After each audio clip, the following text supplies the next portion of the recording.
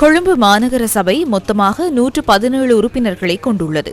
50 வீத உறுப்பினர்களை கொண்ட ஒரு கட்சி மேயரை நியமிக்க முடியும். அதற்காக ஆக குறைந்தது 59 உறுப்பினர்கள் தேவைப்படுகின்றனர். உள்ளூராட்சி மன்ற தேர்தல் முடிவுகளின்படி தேசிய மக்கள் சக்தி 48 ஆசனங்களை கைப்பற்றியுள்ளது. ஐக்கிய மக்கள் சக்தியால் 29 ஆசனங்களையே கைப்பற்ற முடிந்தது. ஐக்கிய தேசிய கட்சி 13 ஆசனங்களை மாத்திரமே கைப்பற்றியது. ஸ்ரீலங்கா பொதுஜன பெரமுன 5 ஆசனங்களையும், ஸ்ரீலங்கா முஸ்லிம் காங்கிரஸ் 4 ஆசனங்களையும், சுயாதீன குழு 3 ஆசனங்களையும் கைப்பற்றியுள்ளன.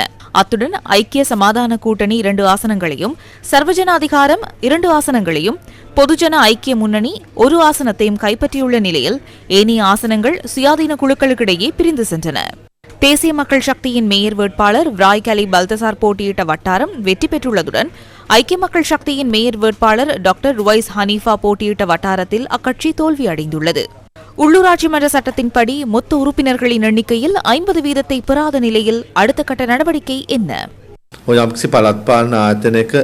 ஏதாவது ஒரு உள்ளூராட்சி மன்றத்தில் ஒரு அரசியல் கட்சி அல்லது சுயாதீன குழு மொத்த உறுப்பினர்களில் 50 வீதத்தை பெறாவிட்டால் உள்ளூராட்சி மன்ற உதவி ஆணையாளர் அந்த உள்ளூராட்சி மன்றத்திற்கு சென்று தெரிவு செய்யப்பட்ட உறுப்பினர்களுடன் கலந்துரையாடி அவர்களின் இணக்கத்துடன் அந்த பதவிகளுக்கான நியமனங்களை மேற்கொள்வார். சில வேளை அது ஒரு வாக்கெடுப்பாக இருக்கலாம், இல்லாவிட்டால் பிரேரணை ஒன்றை முன்வைத்து அதனை வழிமொழிவதாக இருக்கலாம். அநேகமாக இணக்கப்பாட்டுடன் அந்த நியமனம் மேற்கொள்ளப்படுகிறது.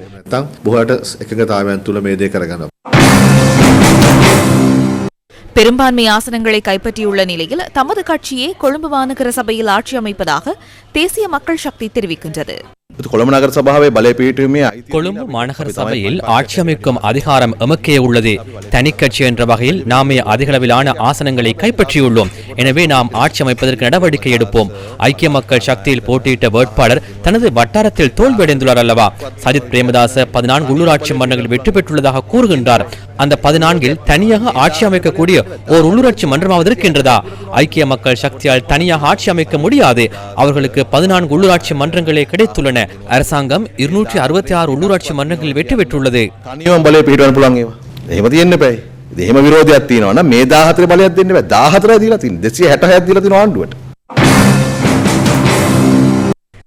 ஐக்கிய தேசிய கட்சி ஐக்கிய மக்கள் சக்தியின் மேயர் வேட்பாளருக்கு ஆதரவு வழங்குமா? மேயர் கட்டாயமாக வாக்கெடுப்பில் தெரிவு செய்யப்படுவார்.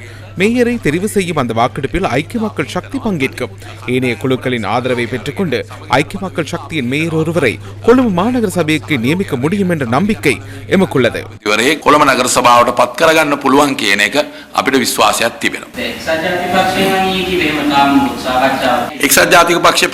ஐக்கிய தேசிய கட்சிக்கு செய்தி ஒன்றை அனுப்பியுள்ளோம்.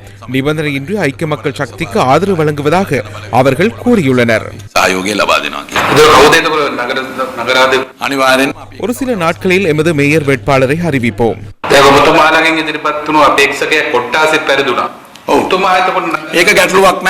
ஆம், அதில் பிரச்சனை இல்லை. எதிர்வரும் நாட்களில் நாம் எமது மேயர் வேட்பாளரை பெயரிடுவோம். நீங்கள் அது தொடர்பில் சிந்திக்க வேண்டாம். எது எவ்வாறாக இருந்தாலும் ஐக்கிய மக்கள் சக்தியின் மேயர் வேட்பாளர் ஒருவர் வருவார்.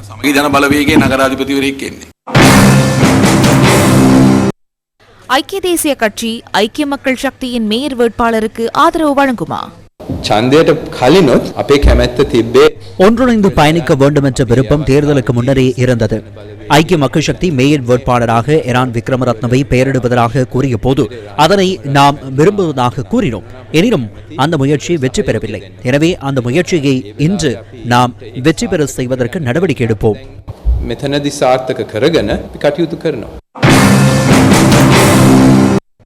இதேவேளை கொழும்பு மாநகர சபைக்காக சுயேட்சையாக போட்டியிட்ட குழுவினர் இன்று ஊடக சந்திப்பொன்றை ஏற்பாடு செய்திருந்தனர்.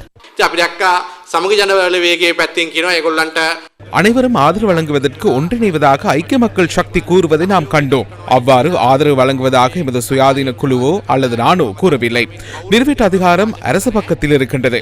பாராளுமன்ற அதிகாரம் அந்த பக்கத்திலேயே இருக்கின்றது. எனவே எவ்வித பிரச்சனையும் இன்றி கொழும்பில் வாழும் மக்களின் பாதுகாப்பை உறுதிப்படுத்துவது தொடர்பில் அரசாங்கத்துடன் கலந்துரையாடுவோம். எதிர்க்கட்சியை பிரதிநிதித்துவப்படுத்தும் அணிகள் நகர சபைகளில் இருந்துள்ளன. அவர்களால் செய்ய முடியாமற் போன விடயங்களை மீண்டும் மீண்டும் நிறைவேற்றுவார்கள் என எம்மால் எதிர்பார்க்க முடியாது. ආණ්ඩුවත් එක්ක මොකද අපි දන්නවා මේ විපක්ෂ නියෝජනය කරන කණ්ඩායම ඒගොල්ලෝ නගර සභාවේ හිටියේ. ඉතින් ඒගොල්ලන්ට කරගන්න බැරි වෙච්ච දේවල් අපිට බලාපොරොත්තු තියාගන්න බෑ. ඒගොල්ලෝ ඉස්සරහට කරයිද කියන එක